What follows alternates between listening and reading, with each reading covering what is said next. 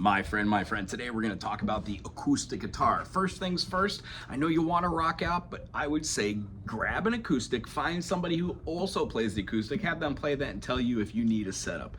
Some of the times you don't know. Most of the people I know that play acoustic say they quit because it was too hard to play. Chances are it wasn't set up. A setup means the distance between the string and then the fretboard is lower, so it's not as high. Sometimes you'll find guitars that are way up high. You don't want that. You want it to be as low as possible without fretting out on these metal frets.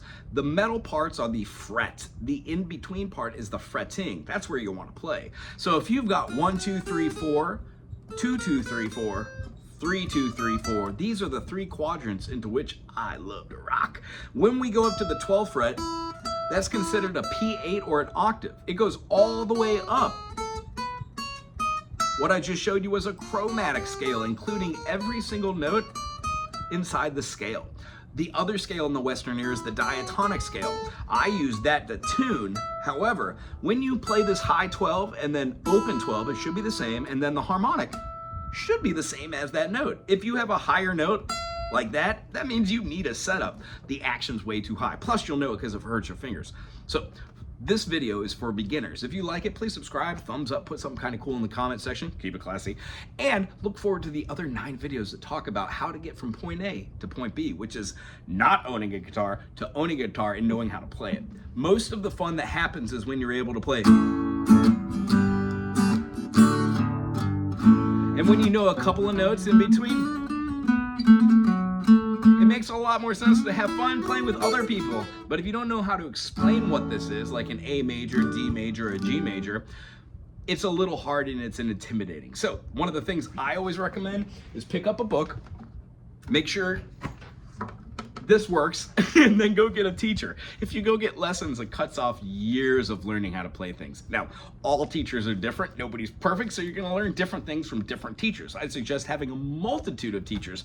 And then at a certain point, once you know how to play all of your chords, and you could say C major, D minor, E minor, F major, G major, A minor, B diminished, and then go to another key, F major, G minor, A minor, B flat major, C major, D minor, E diminished. This means you know your key signatures. Not only that, but you can play these on your instrument, and you know exactly how they relate to each one of those chords.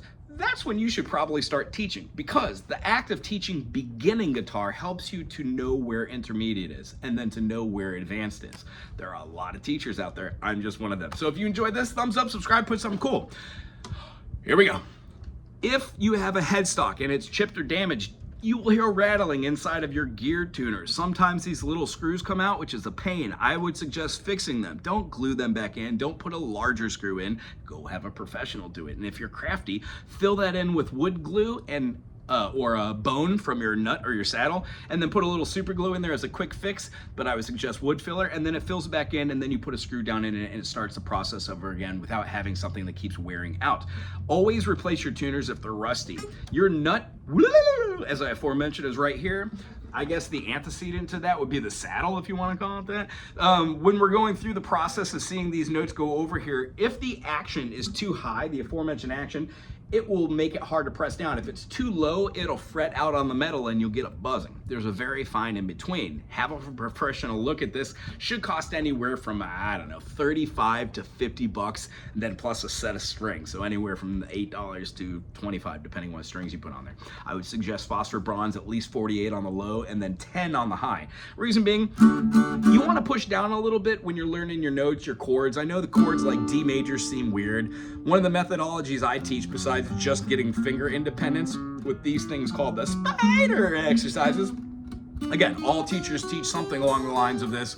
These just happen to be the ones that I teach. It helps to get accustomed with our frets, our fingers, and then the pick. Not so much playing it out like this, but more at the flat end. So eventually, we will use it with different runs. You know, something like that. So the idea behind all this is I would love for people to watch these rest of these 9 videos. This is just the first one telling you what you should look for. If the back of the heel is detached from the body, I would say no bueno, take it to a teacher.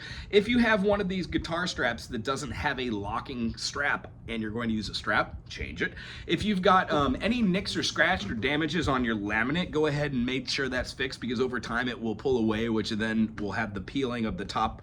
And if you don't have an acoustic which has a solid top and solid sides, it becomes problematic with that ply. So the secondary thing, if any of the instruments that you grab have a CE, that means cutaway, so you don't have a dreadnought style. You've got a cut so you can play up the neck, which means the neck is probably a little extended.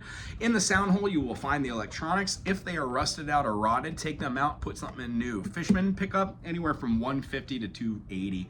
And then your pegs. If any of your pegs are chipped, make sure that those are replaced and picked. You can always change a new pick guard out for anything. It just usually has a sticky substance. Take it off, clean it with some alcohol, put it back on, boom, boom, boom, boom, boom, boom, boom, blam, blam, blam, blam. If you have any more questions about this dreadnought or what you should try it and do, and you have questions about one you might have bought, put it in the comment section. I would love to answer that for you and get you on your road. Remember, you don't have to spend anywhere from 150 to 280 for a guitar or any of that. You could go to a pawn shop, or you could just ask around on the internet for the free sites.